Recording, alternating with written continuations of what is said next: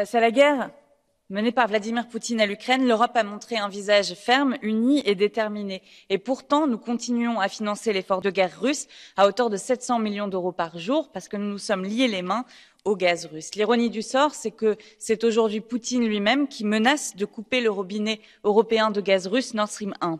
Notre impératif pour une paix durable, pour notre indépendance, pour le climat, pour la démocratie, pour la justice sociale, c'est effectivement d'accélérer la transition énergétique et de mettre un terme à notre consommation de gaz russe en particulier, mais d'énergie fossile en règle générale. J'entends aujourd'hui des voix nombreuses nous proposer de remplacer notre dépendance au gaz russe par des gaz venant d'ailleurs, du gaz de schiste américain, du gaz liquéfié venant du Qatar ou d'autres énergies fossiles venant quasiment toujours de zones à risque. Ce serait une aberration.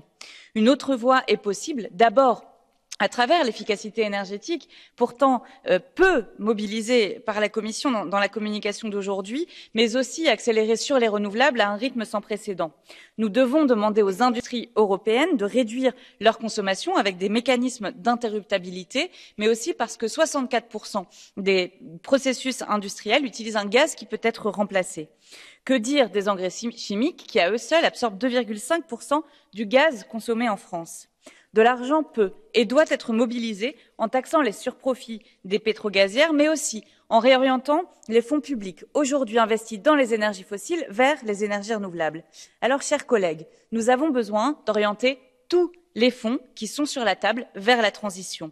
Demain, je vous demande de voter pour la motion d'objection à la 5e liste PCI qui contient encore de nombreux projets gaziers pour qu'elle soit 100% renouvelable vers l'efficacité énergétique aussi.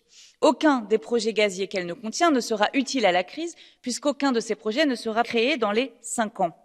À l'opposé, ces projets nous enfermeront dans les énergies fossiles pour encore plusieurs décennies. Et ne nous laissons pas berner. Les nouveaux terminaux de LNG ne sont pas non plus des solutions puisque nous utilisons à peine 40% des capacités actuelles de l'Europe.